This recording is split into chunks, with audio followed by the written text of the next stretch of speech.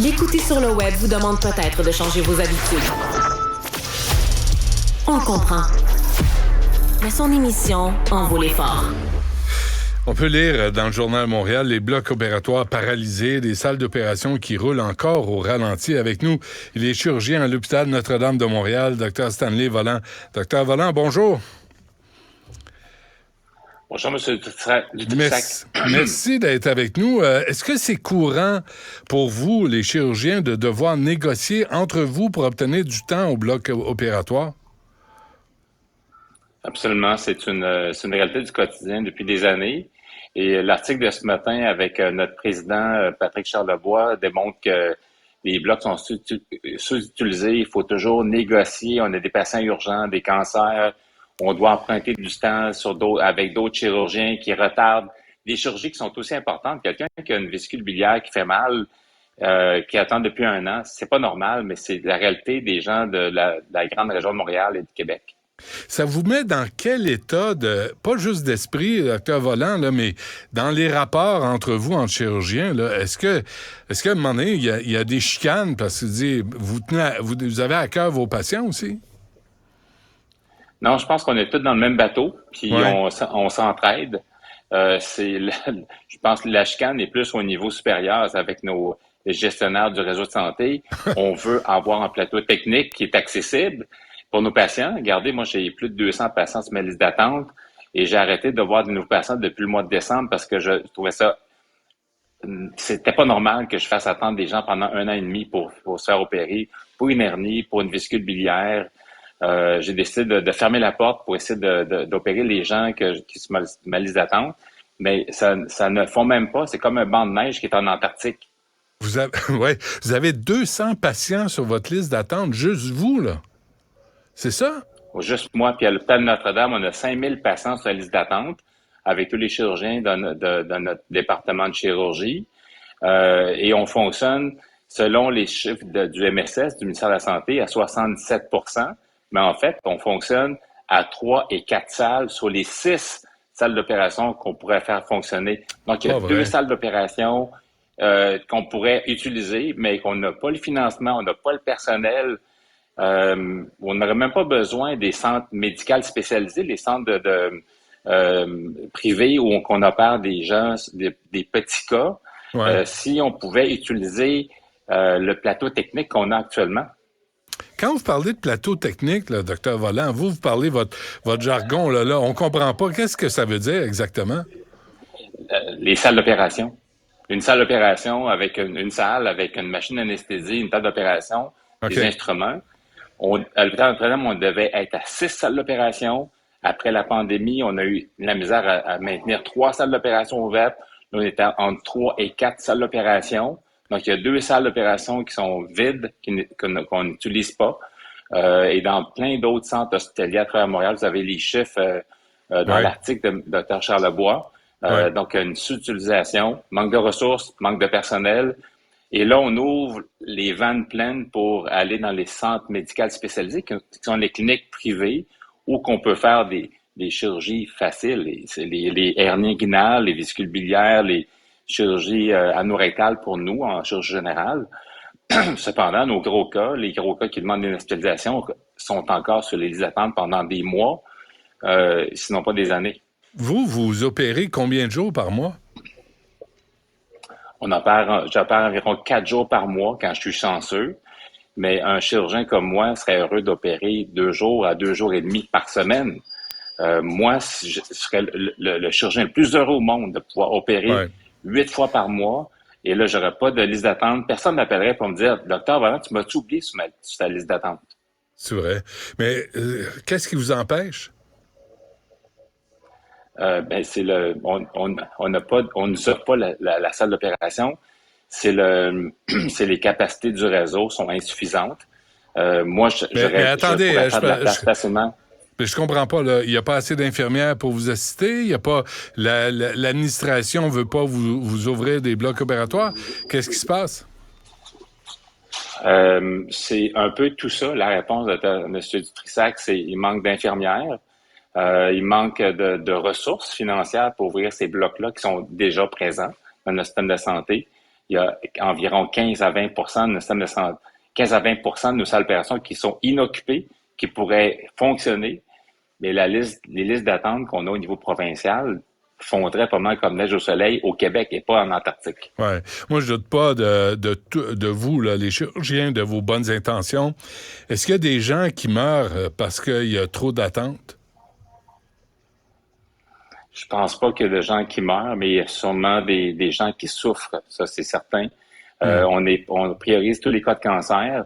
La semaine passée, j'ai eu 2 nouveaux cas de cancer, donc je vais devoir faire de la chaise musicale. J'ai des cas cédulés déjà jusqu'à la mi-décembre. Je vais devoir transférer des cas parce qu'on a une obligation d'opérer ces cas-là en dedans d'un mois. Fait la patiente qui attend pour une chirurgie de l'intestin bénigne, qui attend depuis 6 mois, devoir attendre un autre mois. Ces gens-là souffrent, mais on priorise, mais c'est toujours le cœur brisé, puis c'est difficile. Puis moi, personnellement, M. Trissac, j'en ai tellement ras-le-bol là, que je prends ma retraite au mois d'avril parce que je suis plus capable de travailler dans un système dont sa faillite me retombe sur mes épaules. Et plusieurs chirurgiens de mon âge pensent la même chose. On est tanné de ce système-là où regardez, si on va à la guerre, là, donnez-nous des fusils, on va les se battre. Ouais. Mais si vous me donnez des bâtons, je ne vais pas me battre devant des canons. Là. Puis, donnez-nous les salles d'opération, on va vous opérer. Je vous nomme ministre de la Santé, vous faites quoi? Ben, je pense que je ferais une méchante réforme au niveau de la santé. Je mettrais première des choses, les CIUS 6, ces grosses méga organisations qui sont beaucoup trop grosses à gérer. Moi, quand j'ai un problème en salle d'opération, j'identifie un problème. C'est comme un peu la maison des fous d'Astérix. Avant que je puisse le régler, il faut que je parle à 8-9 personnes, puis ça ne revient jamais. Donc, il faut ramener le pouvoir ou le décisionnel aux structures comme les hôpitaux, comme l'hôpital Notre-Dame, l'hôpital Le Verdun, mais pas dans ces méga organisations qui sont tellement lourdes de bureaucratie que les problèmes ne se règlent jamais.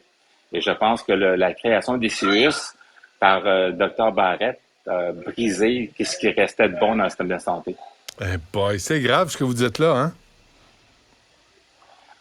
C'est un constat que tout le monde fait à travers la province. Puis, mais comment ça fait que le ministre ne fait pas comment ça fait que le ministre fait pas le même constat? Je pense qu'il le fait, cependant, dans la nouvelle projet de loi 15. Malheureusement, j'étais très heureux. Il a dit il va abolir les CIUS, les 6. Je disais, wow, quelle bonne idée. Mais cependant, il ne remplace que la dénomination par agence de santé, mais les structures telles quelles demeurent là. Donc, la lourdeur bureaucratique demeure et aussi la capacité d'être responsable est toujours diluée. Il y a personne qui est responsable et c'est lourd, mais je pense que la première des choses que je ferais comme ministre, je détruirais ces organisations-là beaucoup trop lourdes et revenir à des organisations beaucoup plus faciles à gérer.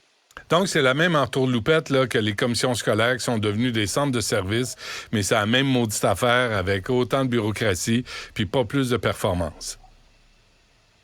Absolument. Puis, j'ai quand même je pense qu'il y a des éléments qui sont importants dans le projet de loi 15, mais je pense que c'est la première des choses que j'aurais beaucoup aimé voir, et comme plusieurs de mes collègues, c'est que qu'on mette fin aux 6 CIUS, à ces méga organisations pour les rendre à une échelle plus humaine. Oui. Avant qu'on se quitte, Stanley Volant, d'abord, félicitations. Vous allez être le directeur de santé publique de la Commission de la santé et des services sociaux des Premières Nations du Québec et du Labrador. Ça, c'est ça que vous allez faire à partir du mois d'avril?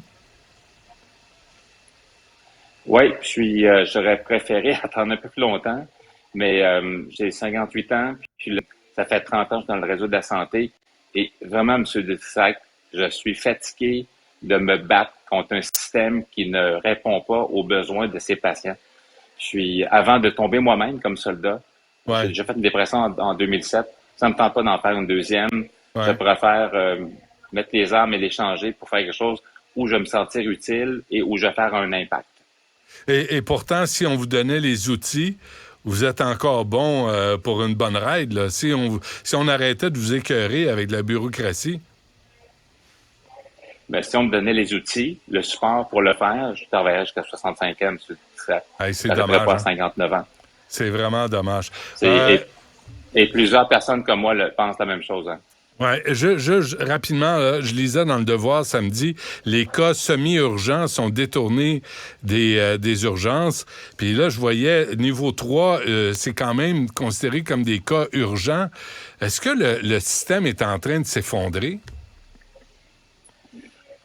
C'est sûr que c'est une réalité qui est déjà présente depuis plusieurs années parce que je vois des patients à l'urgence depuis des années qui ont dit « Ah, j'ai attendu à l'hôpital Maisonneuve-Rosemont, au CHUM, pendant tellement d'heures que je me suis écœuré, même j'avais beaucoup mal au ventre. Puis ils sont revenus chez eux pendant une journée ou deux, puis peut-être transférés à l'hôpital Notre-Dame avec une condition chirurgicale encore plus importante parce que le temps d'attente était trop énorme. Donc, c'est juste un symptôme que le système fonctionne mal. Puis, il y a vraiment des choses qui doivent être améliorées. Et j'espère que le ministre de la Santé... Ah, merde. On vient de perdre Stanley Volant. Cybèle, tu vas lui transmettre nos remerciements d'avoir participé à l'émission. Chirurgien à l'hôpital Notre-Dame de Montréal. Ah, et il est là. On va conclure. Mais vous quittez en avril. Je veux dire, on perd des bons joueurs, là, présentement. Là. C'est aberrant, là. Oui, mais il y a plusieurs personnes qui vont encore rester au poste.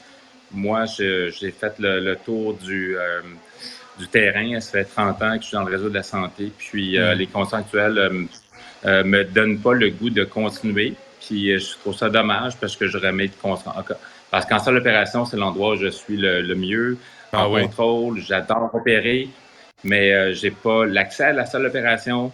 J'ai pas de l'aide pour m'aider à faire mon travail. Donc, dans ces conditions-là, je préfère me retirer puis laisser d'autres personnes plus fortes, plus courageuses que moi continuer le travail. Stanley Volant, chirurgien à l'hôpital Notre-Dame de Montréal. Un gros merci. Merci pour tout ce que vous avez fait dans votre carrière. Lâchez pas, puis j'espère qu'il va y avoir une relève et j'espère que le ministre va vous entendre à propos des CIS et des CIUS. Merci beaucoup. Au revoir. Bonne chance.